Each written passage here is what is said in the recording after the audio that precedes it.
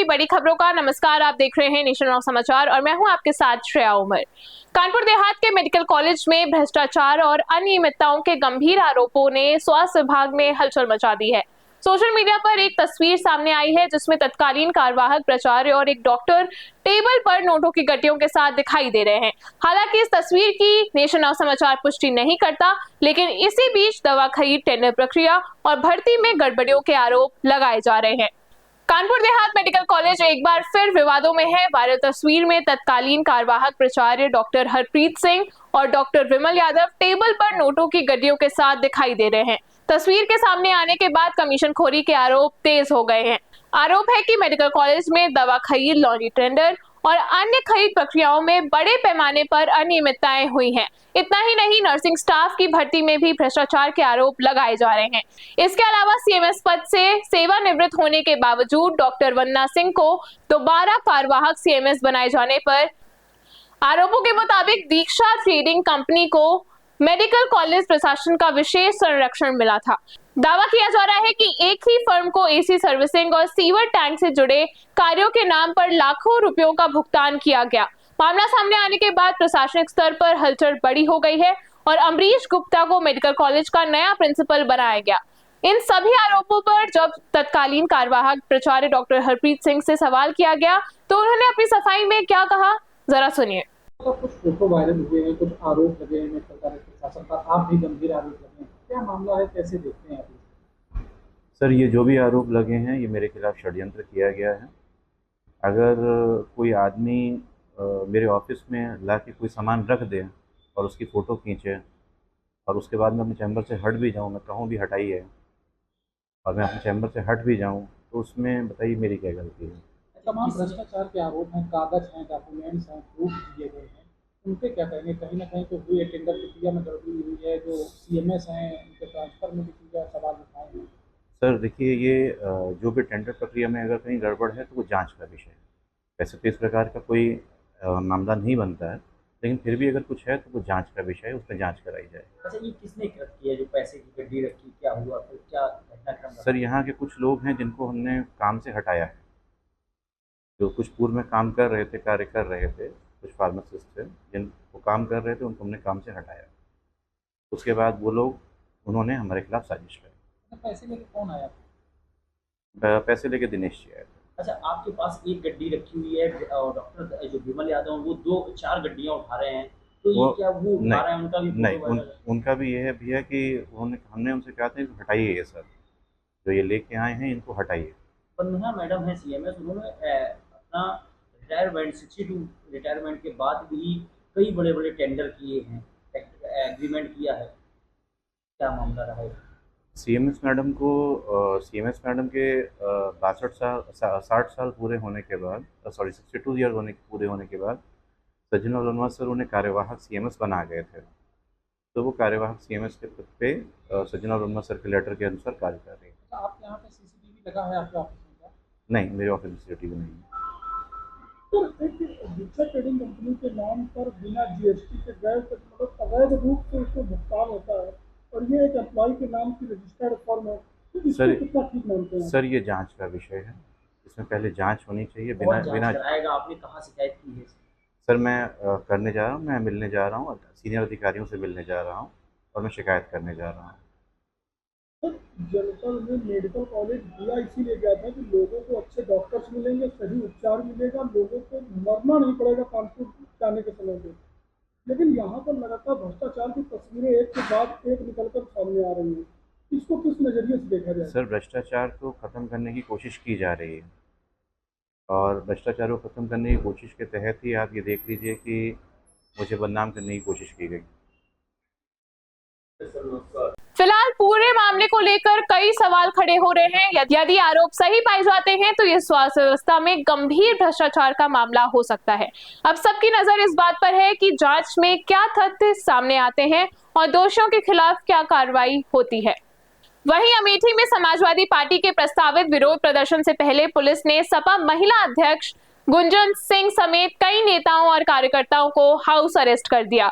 सपा ने paper leak, महिला सुरक्षा और शिक्षा व्यवस्था को लेकर सरकार पर निशाना साधा। गुंजन सिंह ने धर्मेंद्र प्रधान के इस्तीफे की मांग करते हुए आंदोलन तेज करने की चेतावनी दी है। प्रदेश व्यापी विरोध प्रदर्शन से पहले पुलिस प्रशासन अलर्ट रहा। अमेठी में सपा नेताओं को नजरबंद किया गया। सपा महिला जिलाध्यक्ष गुंजन सिंह ने दावा किया कि लगातार पेपर लीक से युवाओं का भविष्य प्रभावित हुआ है।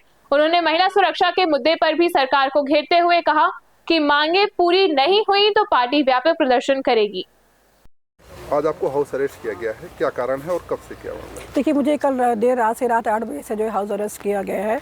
और ये तो जानते हैं कि भारतीय जनता पार्टी ने की सरकार जो है शिक्षा के टोटल विपरीत चलती है, क्योंकि जो हिसाब से देखा जाए दिल्ली में अभी हमारे युवा भाई, हमारे छात्र भाई, वहाँ बहनें जो है छात्र जो है शिक्षा को लेकर प्रोटेस्ट कर रहे थे, लेकिन देखा जाए तो उनको जो है उनको मारा गया है, उनको इलेक्ट्रिक शॉट दिए गए हैं, कपड़े फाड़े गए हैं। तो ये देखा जाए ये मोदी और जो योगी की गवर्नमेंट है ये, क्योंकि इनका ये एक रहता है ना कि मोदी जब डरता है तो पुलिस को आगे करता है, क्योंकि वो जान रहे कि जो भी छात्र समाजवादी पार्टी की जो है संगठन के लोग हैं ये रोड पे आ जाएंगे और युवाओं की बात उठाने का काम करेंगे, इसलिए लोगों ने आज हाउस अरेस्ट किया है। और मैं आपको बता दूं, मैं महिला जिलाध्यक्ष हूं। जब तक धर्मेंद्र प्रधान का इस्तीफा नहीं होगा, हम समाजवादी पार्टी की महिला जिलाध्यक्ष खुद हम लोग धरना प्रदर्शन करने के लिए बाध्य होंगे। और जब तक भारतीय जनता पार्टी को जो रोड पर नहीं ला देंगे, तब तक हम लोग ऐसे धरना प्रदर्शन करेंगे।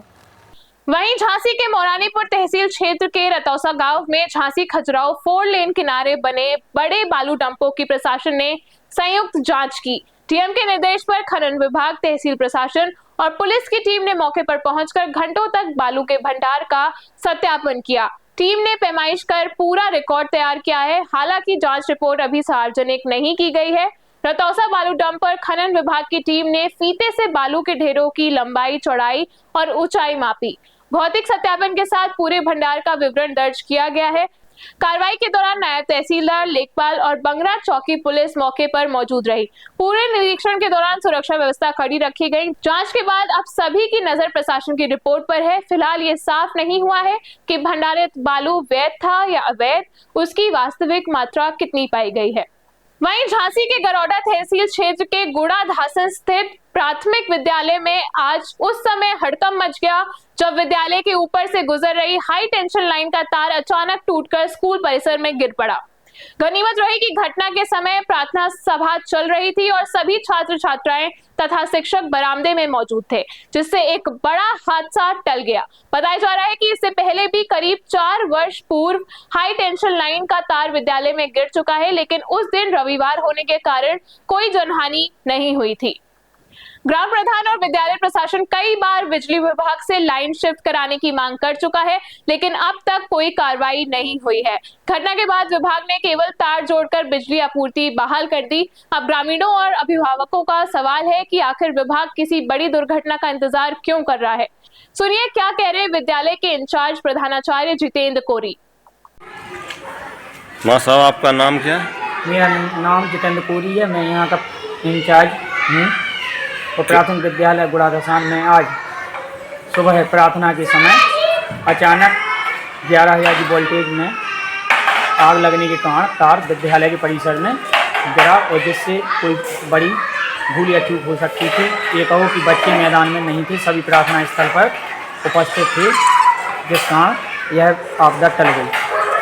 आपने इसके संबंध में उच्च अधिकारियों को अवगत कराया है? कई बार अवगत कराया गया है यहाँ से उच्च अधिकारियों को कि यहाँ पे 11,000 वोल्टेज की लाइन निकली है, जो कि आने भविष्य में किसी प्रकार की खतरे के लिए उत्तरदायी हो सकती है। आपने क्या चाहते हैं आप इससे? हम चाहते हैं कि इसे शीघ्र हटाया जाए, क्योंकि मौसम में इस समय आंधी तूफान चलता रहता है और कहीं भी पेड़ डाल दे सकती है और कोई भी हानिकारक स्थिति उत्पन्न हो सकती है। वहीं फतेहपुर में राष्ट्रीय अधिकार मोर्चा ने नीट समेत विभिन्न प्रतियोगी परीक्षाओं में पेपर लीक के विरोध में राष्ट्रपति के नाम जिलाधिकारी को ज्ञापन सौंपा। संगठन ने पेपर लीक की उच्च स्तरीय जांच, दोषियों पर सख्त कार्रवाई और परीक्षा प्रणाली को पारदर्शी व सुरक्षित बनाने की मांग की। मोर्चा के वरिष्ठ जिला उपाध्यक्ष राम प्रकाश बाजपेयी ने कहा कि पेपर लीक लाखों युवाओं के भविष्य के साथ खिलवाड़ है। ज्ञापन में सुप्रीम कोर्ट की निगरानी में एसआईटी गठन, निष्पक्ष पुनः परीक्षा और मजबूत परीक्षा सुरक्षा व्यवस्था लागू करने की मांग की गई है।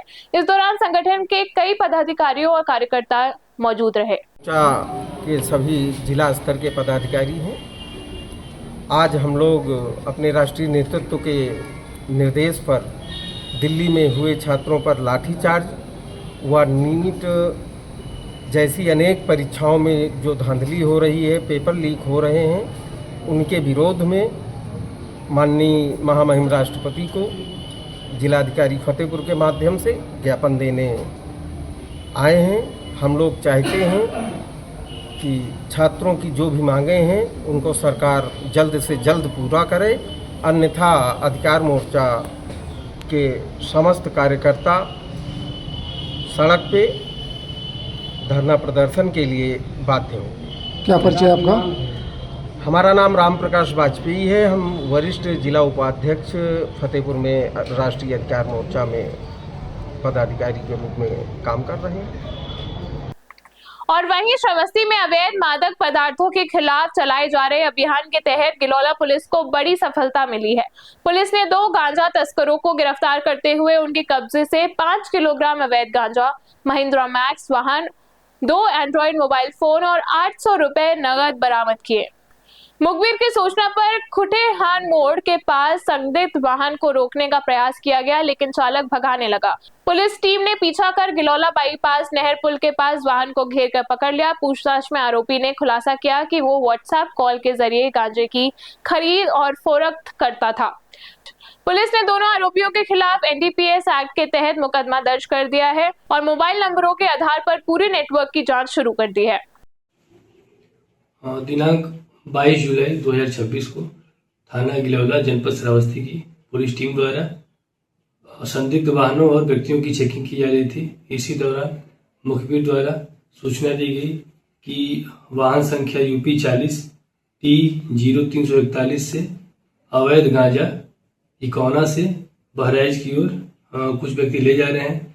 इस सूचना पर तत्काल ही थाना स्थानीय की टीम चेकिंग में लग गई और वाहन को खुटेना मोड़ के पास रोकने का प्रयास किया। वाहन चालक ने वहां पे वाहन नहीं रोका तथा वाहन भगाने का प्रयास किया, लेकिन पुलिस टीम की तत्परता से पुलिस टीम द्वारा पीछा करते हुए उक्त वाहन को गिलौला बाईपास नहर पुलिया के पास इसको रोक लिया गया तथा पूछताछ के दौरान दोनों व्यक्तियों ने यह स्वीकार किया कि गाड़ी में गांजा रखा गया है उन्हीं के द्वारा। और दोनों जो अभियुक्त हैं उनका नाम बाबू गुप्ता पुत्र स्वर्गीय कृपाराम निवासी धनकुट्टी पूर्वा थाना कोतवाली नगर जनपद बहराइच तथा दूसरे अभियुक्त का नाम राम सुहावन उर्फ ननकेश पुत्र छेदन निवासी ग्राम लोधनपुरवा थाना गिलौला के रूप में की गई। दोनों व्यक्तियों के पास से 5 किलोग्राम अवैध गांजा, 1 महिंद्रा मैक्स 4 पहिया वाहन, इसका वाहन संख्या है UP 40 T0341, 2 Android mobile phone तथा 800 रुपये नगद बरामद हुए। दोनों अभियुक्तों की गिरफ्तारी कर सुसंगत धाराओं में अभियोग पंजीकृत कर अग्रिम विधिक कार्रवाई की जा रही है। और अगली खबर चंदौली से है, जहां केंद्रीय शिक्षा मंत्री धर्मेंद्र प्रधान के इस्तीफे की मांग को लेकर गुरुवार को कांग्रेस कार्यकर्ताओं ने जिला मुख्यालय पर जोरदार प्रदर्शन किया। जंतर मंतर पर छात्रों के आंदोलन के समर्थन में जुटे कार्यकर्ता पंडित कमलापति त्रिपाठी पार्क की ओर मार्च कर रहे थे, लेकिन पुलिस ने उन्हें बीच रास्ते में रोक दिया। इस दौरान पुलिस और कांग्रेस कार्यकर्ताओं के बीच नोकझोंक हुई। प्रदर्शनकारियों ने प्रधानमंत्री नरेंद्र मोदी, मुख्यमंत्री योगी आदित्यनाथ और केंद्रीय शिक्षा मंत्री धर्मेंद्र प्रधान के खिलाफ नारेबाजी करते हुए पेपर लीक और छात्रों से जुड़े मुद्दों पर सरकार को घेरा। कांग्रेस जिला अध्यक्ष अरुण द्विवेदी ने कहा कि छात्र अपने भविष्य और अधिकारों की लड़ाई लड़ रहे हैं, लेकिन उनकी आवाज को दबाने का प्रयास किया जा रहा है। उन्होंने जंतर मंतर पर चल रहे छात्र आंदोलन का समर्थन करते हुए सरकार से छात्रों की मांगों पर गंभीरता से विचार करने और शिक्षा मंत्री के नैतिक आधार पर इस्तीफा देने की मांग कही है। और अगली खबर गोरखपुर से है, जहां मुख्यमंत्री योगी आदित्यनाथ ने प्रधानमंत्री नरेंद्र मोदी के सोशल मीडिया पोस्ट का समर्थन करते हुए कहा, फास्ट ट्रैक कोर्ट के गठन का निर्णय राष्ट्र के निर्णायक आवाज है। उन्होंने कहा कि इस फैसले से भारत में प्रतिभा के साथ न्याय होगा और परिश्रम को उसका उचित सम्मान मिलेगा। मुख्यमंत्री ने कहा कि नए भारत में युवाओं के हित सर्वोपरि है और सरकार उनके भविष्य की रक्षा के लिए प्रतिबद्ध है। उन्होंने कहा कि परीक्षा प्रणाली से जुड़े मामलों में दोषियों को कठोर दंड मिलेगा, जिससे युवाओं का भरोसा और मजबूत होगा। योगी आदित्यनाथ ने कहा कि सरकार पारदर्शी है और निष्पक्ष व्यवस्था सुनिश्चित करने के लिए लगातार कदम उठा रही है। उन्होंने प्रधानमंत्री के संदेश का समर्थन करते हुए कहा कि युवाओं के साथ किसी भी प्रकार का अन्याय बर्दाश्त नहीं किया जाएगा और दोषियों के खिलाफ सख्त कार्रवाई सुनिश्चित की जाएगी। और अगली खबर लखनऊ से है, जहां भाजपा प्रदेश अध्यक्ष पंकज चौधरी ने कांग्रेस नेता राहुल गांधी पर तीखा हमला बोलते हुए कहा कि वो कैमरों के सामने राजनीति कर रहे हैं और जनता को गुमराह करने का प्रयास कर रहे हैं। उन्होंने कहा कि जब संसद चल रही थी तो राहुल गांधी विदेश चले जाते हैं, जबकि महत्वपूर्ण मुद्दों पर समर्थक चर्चा से बचते हैं। पंकज चौधरी ने कहा कि प्रधानमंत्री नरेंद्र मोदी देश के हर नौजवान को आगे बढ़ाने और प्रोत्साहित करने के लिए लगातार काम कर रहे हैं। उन्होंने कहा कि नीट परीक्षा में गड़बड़ियों के बाद प्रधानमंत्री के नेतृत्व में सरकार ने री एग्जाम कराया और भविष्य में पेपर लीक जैसी घटनाएं रोकने के लिए आवश्यक कदम उठाए जा रहे हैं। भाजपा प्रदेश अध्यक्ष ने दावा किया कि केंद्र सरकार युवाओं के भविष्य को सुरक्षित बनाने के लिए प्रतिबद्ध है और परीक्षा प्रणाली को अधिक पारदर्शी एवं मजबूत बनाने की दिशा में लगातार काम कर रही है। देखिए, आज देश का माहौल बिगाड़ने के लिए विपक्ष तरह तरह का भ्रम फैलाने का काम कर रहा है और सरकार हर विषय पे चर्चा करने के लिए तैयार है। और आप देखें तो इसके पहले भी, चाहे वो संविधान का परिवर्तन हो, चाहे इलेक्टोरल रिफॉर्म का भ्रम जनता के बीच में फैलाया गया था, और सरकार ने जब सदन में चर्चा किया तो कहीं ना कहीं सभी विषयों पर स्पष्ट व्यू पूरे देश के सामने आ गया। और आज वही काम वो फिर कर रहे हैं कि कहीं ना कहीं हमारे बच्चों को गुमराह करने का काम कर रहे हैं। और आज भी मैं कहता हूँ, वो चाहे तो सदन बना है चर्चा के लिए, विधानमंडल दल बना है चर्चा के लिए, और लोकतंत्र में चर्चा से ही समाधान निकलता है और सरकार हर विषय पर चर्चा करने के लिए तैयार है। आप देखें जिस प्रकार से चर्चा छोड़ करके राहुल गांधी जी धरने पर बैठे, चूँकि वो नेता एलओपी थे, जबकि वो जगह जो उन्होंने चुना था वो आज तक के राजनीति में कोई भी प्रधानमंत्री का धरना नहीं देता था, फिर भी वहाँ पे हमारे केंद्रीय मंत्री गए, हमारे गृह सचिव गए, जो राहुल गांधी से वार्ता हुई, दो उनका जो शर्त था उन दोनों पे सरकार तैयार भी हो गई। और तैयार होने के बाद भी राहुल गांधी फिर उसके बातों से अपने मुकर करके और आगे बढ़ गए। साथियों, पीएम आवास के सामने बैठना कहीं ना कहीं आप देखें तो किसी पार्टी को इसके, बल्कि वो पीएम का ही घर नहीं है, पूरे देश की जनता का एक तरीके से निवास होता है। कहीं ना कहीं अलोकतांत्रिक प्रक्रिया उन्होंने निभाया और वो सदन में चर्चा नहीं करना चाहते हैं, कैमरे पे चर्चा करके अपने आप को फोकस पे करना चाहते हैं। साथियों, दरअसल राहुल जी सदन में तो जब सदन चलता है तो विदेश चले जाते हैं, सदन में वो बात कर सकते नहीं हैं। सदन के सामने ना बात करके बल्कि वो कैमरे के सामने देश में राजनीति करके और जनता को भी और नौजवानों को हमारे गुमराह कर रहे हैं। इसलिए मैं मानता हूं कि उनको जो भी चर्चा चाहिए सरकार तैयार है, हम हर चर्चा के लिए तैयार हैं और सदन में हम उसको स्पष्ट भी करेंगे, क्योंकि भारतीय जनता पार्टी के लिए युवा देश का सबसे बड़ा हमारा भविष्य है, वो देश का हमारा भविष्य है। और अगली खबर मुजफ्फरनगर से है, जहां जंतर मंतर पर चल रहे छात्र प्रदर्शन को लेकर उत्तर प्रदेश सरकार के मंत्री कपिल देव अग्रवाल ने समाजवादी पार्टी और कांग्रेस पर तीखा हमला बोला। उन्होंने आरोप लगाया है कि विपक्ष छात्र आंदोलन की आड़ में राजनीति कर रहा है। कपिल देव अग्रवाल ने कहा कि सपा और कांग्रेस नंगा नाच कर रही है तथा छात्रों की आड़ में पत्थरबाजी जैसी घटनाओं को बढ़ावा दिया जा रहा है। उन्होंने दावा किया कि विपक्षी नेताओं के अपने बच्चे विदेश में पढ़ रहे हैं, जबकि वो यहाँ के छात्रों को आंदोलन के लिए प्रेरित कर रहे हैं। उन्होंने कहा कि सरकार छात्रों के हितों के प्रति संवेदनशील है और किसी भी मुद्दे का समाधान लोकतांत्रिक तरीके से किया जा सकता है। वहीं विपक्ष सरकार पर छात्रों की आवाज दबाने का आरोप लगा रही है।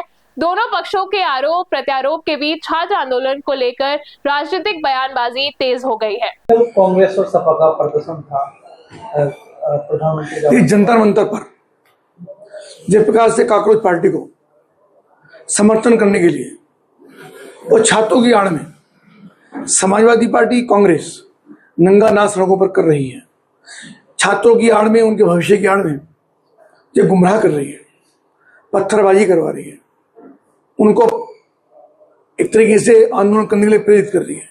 निश्चित रूप से बेहद निंदनीय है। बातचीत करने के लिए गए, केंद्रीय मंत्री जितेंद्र जी ने उनसे बातचीत करने के लिए आमंत्रित भी किया, बातचीत भी हुई। श्री राहुल गांधी बातचीत के तैयार भी हुए, जो उन्होंने मांग रखी उन मांगों के लिए सरकार तैयार भी होगी, लेकिन अपनी मांगों से मुकर गए। उनका उद्देश्य बातचीत करना नहीं है, उनका उद्देश्य इस देश के अंदर अस्थिरता पैदा करना है। जिस जनता ने देश की समाजवादी पार्टी को, कांग्रेस को नकारने का काम किया, घर वापस भेजने का काम किया, वो पार्टी इस समय युवाओं को भड़का करके, उनके साथ आंदोलनों को आग में छुड़ा करके और अपने बेटों को विदेश भेज करके, जितने पार्टी के नेता हैं, केजरीवाल का बेटा विदेश में पढ़ता है, ऐसे सब लोग तो उनके जब बच्चे विदेश के अंदर पढ़ते हैं तो युवाओं को लगातार भड़काने का काम कर रहा है, जो निश्चित रूप से देश के प्रति इनकी जो जिम्मेदारी है उसका निर्वहन न करके देश में अराजकता पैदा करना, इस संसदीय भाषा का इस्तेमाल करना, अस्थिरता पैदा करना, देश की संवैधानिक व्यवस्था को हाथ में लेना, कानून को तोड़ना, ये इनकी नीति बन गई है। ना संसद चलने दे रहे और संसद के बाहर भी प्रदर्शन करने का काम करें। लेकिन विश्वास जानिए कि आने वाला विधानसभा चुनाव भी 2027 का उत्तर प्रदेश में भी है, अन्य प्रदेशों में भी है। जिस प्रकार से दिल्ली के अंदर इनको उखाड़ के फेंकने का काम किया, वैसा ही काम आने वाले चुनाव के अंदर भी। मुजफ्फरनगर में भी कल महावीर चौक पर प्रदर्शन चल रहा था सपा कांग्रेस का। अब देखिए किस प्रकार से नंगानाच यहाँ पे करने का काम किया, हुल्लड़ काटने का काम किया, एक व्यक्ति को दौड़ाने का काम किया, तो ये भी बहुत निंदनीय है और ये करते किसी रूप में असंसदीय है। मैं बता रहा आपको कि जिस प्रकार से डंडा छीन करके एक युवक की पिटाई करने का काम हुआ, ये अपने हाथ में कानून को लेना है और कानून अपने हिसाब से काम करना। तो ये थी आज की उत्तर प्रदेश की बड़ी खबरें। बने रहिए हमारे साथ और देखते रहिए नेशन नाउ समाचार।